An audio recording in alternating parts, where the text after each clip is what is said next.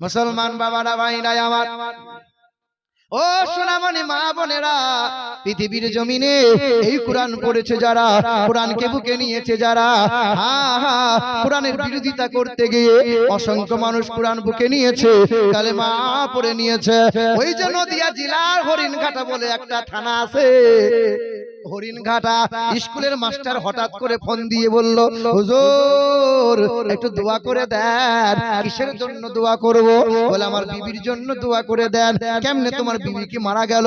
বলে না, 22 বছর ধরে সংসার করি, আমি হলাম স্কুলের মাস্টার, আমার বিবি হলো স্কুলের মাস্টারিনী, দেখাশোনা করে বিয়ে করেছে। আমার বিবিটা বামুনের মেয়ে, আমি 22 বছর ধরে সংসার করছে, আমি নামাজ কোরআন পড়ি, আজও আমার বিবিটা দুর্গা পূজা করে আর সকাল সন্ধ্যা তুলসী গাছের কাছে ঘন্টা বাজায়। হুজুর দোয়া করে দেন যেন আমার বিবিটা কালেমা পড়ে ঈমানদার হয়। আমি বললাম, ভাই তোমার এলাকায় আমার মাহফিল আছে। বলে হুজুর একটু যদি পায়ের ধুলো আমার বাড়িতে দিতেন, আমি অসুবিধা নাই দেবো।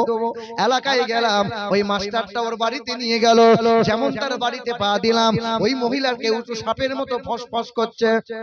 মৌলবি কেন আমার বাড়িতে আসবে? একদম ফুলে বেগুন ফোলা হয়ে আছে। বাড়িতে গেলাম, বসেছি, চাও কপালে জুটলো না। মাস্টার দিকে লাল চা করে পুড়িয়ে ফেলেছে, ওই মাল দিল, তাই খাই, খেলাম। বউ কিন্তু চা করেও দেবে না। মৌলবি কেন নিয়ে আসলে? এ বাবাজিরা ভাইরা আমার, দরজার আড়াল থেকে ওই বোনকে বললাম, বোন আমার, আমি তোর জন্য এসেছিলাম রে বোন। মিকাইল শেখ 5 বস্তা সিমেন্টের দাতা। নারে তাকবীর, নারে তাকবীর, নারে রিসালাত। আরে সোনারে বাবজি এখানেতে ছিল, আর তাড়াতাড়ি 5 বস্তা সিমেন্টের দাতা ওগো বলিয়া যে গেল। আরে চলে গেছে পিতা মাতা কবরেতে যারা, জান্নাতি বিছানা খোদা পাই যেন তারা। জোরে বলি আল্লাহুম্মা আমিন। এ মুসলমান বাবারা ভাইরা আমার, আমি দরজার আড়াল থেকে বললাম, বোন আমার, আমি তোর জন্য এসেছিলাম, তবে আমার কথা শোনা লাগবে না, আমার কাছে একটা বাংলার অনুবাদ কোরআন শরীফ আছে, কানজুল ঈমান। বোন আমার দয়া করে গোসল করার পরে পাক পবিত্র হয়ে নীরবে নির্জলে যদি এই কোরআনটা কয়েকবার পড়তিস রে বোন আমার, তুই দেখতিস ইসলাম ধর্মটা কি জিনিস। মহিলাকে কোরআনটা তুলে দিলাম, ওই মহিলা 3 মাস কেটে গেল। হঠাৎ করে স্বামীটা ফোন দিয়েছে, স্বামীর ফোনটা কেড়ে নিয়ে বলছে, হুজুর আমার বাড়িতে আমন্ত্রণ হলো, আপনি একবার এসে চা খেয়ে যাবেন। মনে মনে চিন্তা হলো হয়তো কোরআনটা পড়েছে আর ইসলাম ধর্ম মনের মধ্যে জায়গা নিয়েছে। আমি বললাম ইনশাআল্লাহ যাব। ওই মহিলাটা 1 বছর আগের ঘটনা, আজকে নিয়ে হয়ে গেল। ওই মহিলাটাকে নিয়ে হয়েছে 17 জন ঈমানদার। সুবহানাল্লাহ। হ্যাঁ, এই হাতে এই যে বলছিল না মুফতি মাওলানা, না না, আমি কোনো মুফতি নয়, আমি কোনো মাওলানা নয়, আমি কোনো বুজুর্গ নয়, আমার বাপ কোনো পীর সাহেব নয়, আমি কোনো বড় হুজুরের ছেলে নয়, গরিব ঘরের ছেলে, তোমাদের মতো চাষবাস করনেওয়ালা আমার বাপ, গরিবের ছেলে আমি। তো আজ পর্যন্ত 17 জুনা কালেমা পড়ে ঈমানদার হয়েছে মহান মালিকের দয়ায়। হ্যাঁ, আমি মনে মনে বড় আনন্দিত হলাম যে মহিলা আমাকে আমন্ত্রণ করছে, যাওয়াই লাগবে। বড় আনন্দে তার বাড়িতে পৌঁছে গেলাম। ওই মহিলা আমাকে কয়েকটা জিজ্ঞাসা করলো, ইসলাম সম্পর্কে উত্তরগুলো আমি একের পর এক দিলাম। তবে এই মহিলাটা বলছে, হুজুর আমি কালেমা পড়তে রাজি আছি, কিন্তু আমার শর্ত হলো আমাকে সকাল সন্ধ্যা পূজা করতে দিতে হবে। কালেমা পড়ে লাভটা কি? তুই পূজাই যদি করবি তো কালেমা পড়ে লাভ কি? আলহামদুলিল্লাহ, একজন ভাই আমার 500 টাকা দিয়ে গেল। আল্লাহ যে আশাতে যে নিয়তে করিয়াছে দান, পূর্ণ করে দিও খোদা মনেরই আরমান। এ মুসলমান বাবারা ভাইরা আমার, তবে মনে মনে চিন্তা করলাম, আল্লাহর ওলি হাসান বসরি একদিন ওয়াজ করেছিলেন। আল্লাহর ওলি হাসান বসরি রাহমাতুল্লাহি আলাইহি বসে বসে ওয়াজ করেছিলেন, হাজার হাজার মানুষ ওয়াজ শুনছিল। ওই এক কোণে বসে বসে ওয়াজ শুনছিল। ডাকাতদের সর্দার ফুজাইল ইবনে আয়াজ যার তার নাম, ঝরঝর করে কান্না করেছিল, চোখের পানি ফেলেছিল, মহান মালিকের দরবারে তওবা করেছিল। সকাল হয়ে গেল, আল্লাহর ওলির হাতে হাত দিয়ে অঙ্গীকার করে নিল, তওবা পড়ে নিল, কালেমা পড়ে নিল। কাল ডাকাত ছিল ফুজাইল ইবনে আয়াজ, আজ জামানার আল্লাহর ওলি হয়ে গেল। সুবহানাল্লাহ। বাশার বলে একটা মাতাল যুবক ছেলে সকাল সন্ধ্যা মদ পান করে। বাশার সকাল সন্ধ্যা মদ পান করা যুবকটা রাস্তা দিয়ে হাঁটতে হাঁটতে দেখতে পাই কোরআনের একটা আয়াত কাগজের টুকরা পড়ে আছে। ধুলাবালি ঝেড়ে দিল, আদর করে চুমা দিয়ে তুলে নিল, সুন্দর জায়গায় রেখে দিল, খুশবু লাগাইলো। সকাল হয়তো মদ পান করতে যায়, সন্ধ্যা হয়তো মদ পান করে। আল্লাহ পাকের পছন্দ হয়ে গেল, আমার কালামকে ভক্তি করলো, আমার কালামের মোহাব্বত করে নিল। এ ভাষা ইসলামের দাওয়াতটা মদের আড্ডা খানায় দাও, হাসান বসরিকে কালেমাটা পড়িয়ে দাও। আল্লাহর ওলি চলে গেল। এ বাবা বাশার, আই বাবা আই। বাশার বলে কে? বলে হাসান বসরি ডাক দিয়েছে। এ তো মদ খেয়ে চুর। বাবা আই না বাবা। মাতাল বাশার হাফি টলতে টলতে আসছে। বলে বাবা সাবধানে আয়, যদি পা স্লিপ হয়ে যায় হাত পা ভেঙে যাবে বাবা, হাত পা ভেঙে গেলে কষ্ট হবে রে বাপ।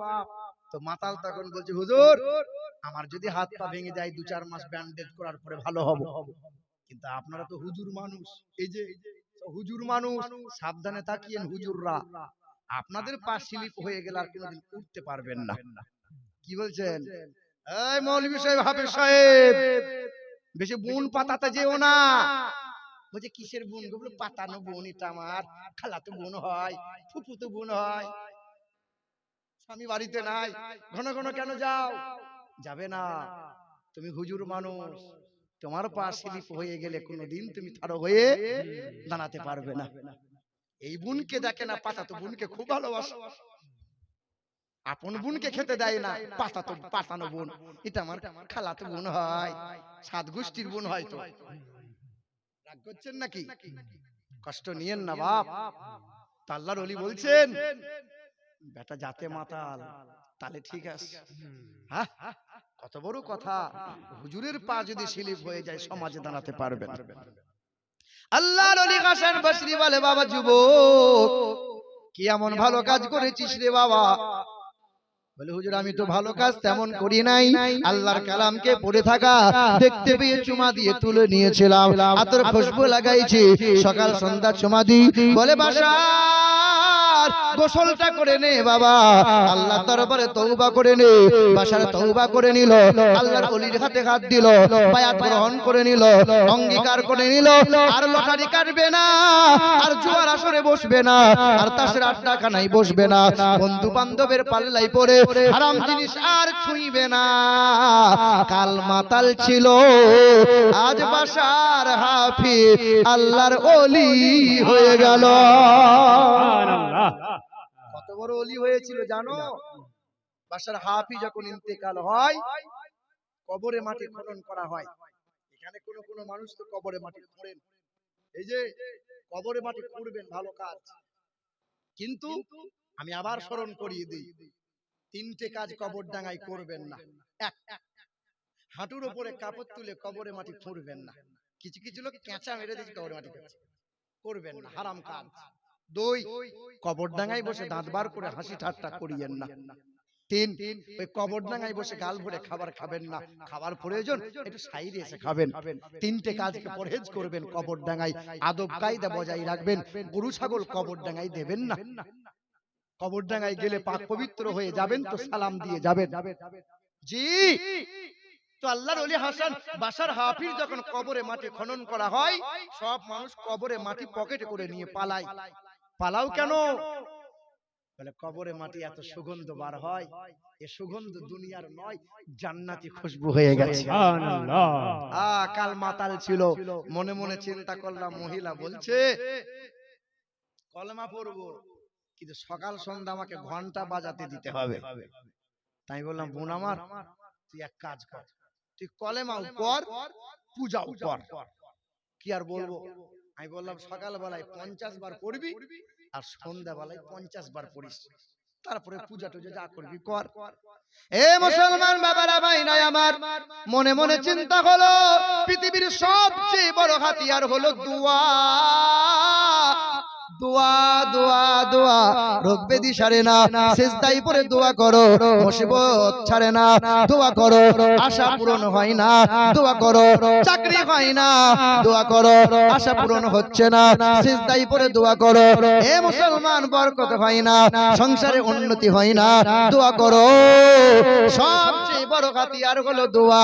তাহাজ্জুদের নামাজ পড়ি, সিজদায় পড়ে দোয়া করি, আল্লাহ, মহিলা যদি কালেমা পড়ে নেয় 17 জনা হয়ে যাবে। ওগো দয়ার মালিক আল্লাহ, ওই মহিলার জবান দিয়ে কালেমা তুমি উচ্চারিত করে দাও। এই মহিলার অন্তরে কোরআনের জায়গা করে দাও, নবীর প্রেম তুমি জাগিয়ে দাও, পাক পাঞ্জাতনের ইশক তার অন্তরে বসিয়ে দাও। মহান মালিকের দরবারে দোয়া করলাম, 21টা দিন পার হয়ে গেল। 25 দিনের মাথায় ওই স্বামী ফোন করে, হুজুর দোয়া করেন, দোয়া করেন। আজ 3 দিন হয়ে গেল, লক্ষ্য করে দেখতে পাই রাতের বেলায় মেজোকে নিয়েছে, ছোটকে নিয়েছে, একে একে ঠাকুরগুলো নিয়ে বস্তায় ভরেছে, নদীতে ভাসিয়েছে। আর আমার বিবিটা সিঁদুর মাথায় দেয় না, আর বেগায়ার মতো চলে না, মাথায় কাপড় নেয়, 5 ওয়াক্ত নামাজ পড়ে, গুনগুন করে কোরআন তেলাওয়াত করে, আর কালেমা জবান থেকে বন্ধ হয় না। এ মা, তুমি কেন পারবা না? এ মা, তোমার স্বামী তো মুসলমান, বাপ মা মুসলমান, ছেলে মেয়ে মুসলমান, মুসলমান ঘরে জন্ম নিয়েছো, ঘরে কোরআন আছে, নামাজ কোরআন শিখে নিয়েছো, কবে হবে মা? হবে। বিবির আমল নামা, বিবির সব কিছু রইবে, স্বামী তো নিতে পারবে না, স্বামীর আমল নামা বিবির তো কাজে আসবে না। এ আমার বিবি, এ আমার বোনরা, এ আমার ভাইদের বিবি গন্ডা, শোনো মা, নামাজ কোরআন পড়ো, তাসবিহ তাহলিল করো, পর্দা সেলাই চলো, স্বামীর সেবা করো, আল্লাহ পাক তোমাদের জন্য জান্নাত সাজিয়ে রেখেছে। সুবহানাল্লাহ। কেন পারবে না? কেন বলো? মুসলমান বাবারা ভাইরা আমার, ও সোনামণি মা বোনেরা, সোনার টুকরো বন্ধুরা, আমার সুধী মানুষেরা, আব্বা জান ভাই জানেরা, দয়ার নবীর বিবি আম্মা জান আয়েশা, দয়ার নবীর বিবি জান, আমাদের মা উম্মাহাতুল মুমিনিন আম্মা আয়েশা আসরের নামাজটা পড়ে দরজার কাছে দাঁড়িয়ে আছে। এইদিকে তাকান, মা আয়েশা দরজার কাছে দাঁড়িয়ে আছে। নবী মসজিদে গেছেন, নবী কখন আসবেন? মা আয়েশা অপেক্ষা করে আছে, নবী আসে না। সূর্য পাটে চলে গেল, সূর্য অস্ত চলে গেল। আম্মা আয়েশা দেখছেন বিলাল আজান দিয়ে দিয়েছে। মা আয়েশা ছুটে গিয়ে নামাজটা আদায় করে দরজার কাছে আবার দাঁড়িয়ে আছেন, কারণ নবীকে সালাম দেবেন, নবীর সঙ্গে দেখা করে দুটো কথা বলবেন। নবী তখন মসজিদ থেকে পা পা করে আসছেন। আম্মা আয়েশা দেখতে পেয়ে আম্মা আয়েশা সিদ্দিকা রাদিয়াল্লাহু তাআলা আনহা নবীকে সালাম দিচ্ছেন, আসসালামু আলাইকা ইয়া রাসূলুল্লাহ, আসসালামু আলাইকা ইয়া হাবিবাল্লাহ। নবীজির কদমটা থমকে গেছে, কে যেন সালাম দেয়। বিবি আয়েশা সালাম জানিয়েছে, চেহারাটা ঘুরিয়ে দিয়ে নবী সালামের জবাব দেয়, ও আয়েশা, কি মনে করে সালাম জানাও?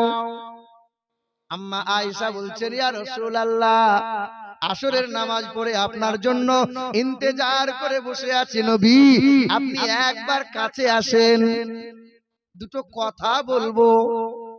নবী বলছেন, আয়েশা, কি এমন কথা বলো? না ইয়া রাসূলুল্লাহ, ইয়া হাবিবাল্লাহ, কথা দুটো বড় গোপন কথা, এমন দূরে দূরে বলা যাবে না। আসেন না। নবী আমার পা পা করে গিয়ে বলছেন, বলো আয়েশা, কি বলবে বলো। ইয়া রাসূলুল্লাহ ইয়া হাবিবাল্লাহ, আমি আপনার বিবি আয়েশা। হুজুর একবার যদি ঘরে যান, আপনার সামনে দুটো কথা বলবো, ফাঁকা জায়গায় বলবো না, কেউ শুনে নেবে, কেউ জানতে পেরে যাবে। নবীজির হাত মোবারকটা ধরে টানতে টানতে আদর করে নবীকে ঘরে নিয়ে গেলেন। আম্মা আয়েশা ছুটে এসে দরজাটা বন্ধ করে দিলেন, জানালাটা বন্ধ করে দিলেন। নবীজি দাঁড়িয়ে রয়। আম্মা আয়েশা নবীজির সম্মুখে দাঁড়াইয়ে দাঁড়াইয়ে বুকের কাপড়টা ধীরে ধীরে সরাই। নবী বলছেন, আয়েশা, সন্ধ্যার মৌসুমে বুকের কাপড় সরাও কেন? বলে, ইয়া রাসূলুল্লাহ ইয়া হাবিবাল্লাহ, আমি আপনার বিবি, আজ আপনাকে কোনো প্রেম নিবেদন আয়েশা করবে না, আজ আপনাকে কোনো শিবা আয়েশা করবে না, আজ আপনার পায়ে তেল আয়েশা দিয়ে দেবে না। ইয়া রাসূলুল্লাহ, দরজাটা বন্ধ আছে, জানালাটা বন্ধ আছে, আমি আয়েশা বুকের কাপড়টা সরিয়েছি, একবার আমার কাপড়টা হাতে নেন। আম্মা আয়েশা কাপড়টা খুলে নবীর হাতে দিয়েছেন। ইয়া রাসূলুল্লাহ, একবার শাড়ির ভাঁজটা খোলেন। আম্মা জান আয়েশা শাড়িটা দিয়েছেন, নবী আমার শাড়ির ভাঁজটা খুলে দেখছেন। দয়ার নবী আমার অবাক নয়নে ঝরঝর করে কেঁদেছেন। আয়েশা, এমন করে ছিঁড়া কাপড়টা তুমি দেখাইছো আয়েশা? আম্মা আয়েশা বলে, ইয়া রাসূলুল্লাহ, আপনার বিবি আয়েশা একটাই মাত্র কাপড়, ইয়া রাসূলুল্লাহ, দ্বিতীয় কোনো কাপড় নাই। ইয়া রাসূলুল্লাহ, আমি আয়েশার জন্য যদি আর একটা কাপড়ের ব্যবস্থা করে দেন, আমি আয়েশার বড় ভালো হয়। নবী বলছেন, আয়েশা, উম্মতির কথা ভাবতে ভাবতে আয়েশা, আমি তোমার কথা তোমার ভাবনা চিন্তাকে ত্যাগ করে দিয়েছিলাম। আয়েশা, আর কটা দিন শাড়িটা পরো, কয়েকদিন পরে আমি তোমাকে শাড়ির একটা ব্যবস্থা করে দেবো।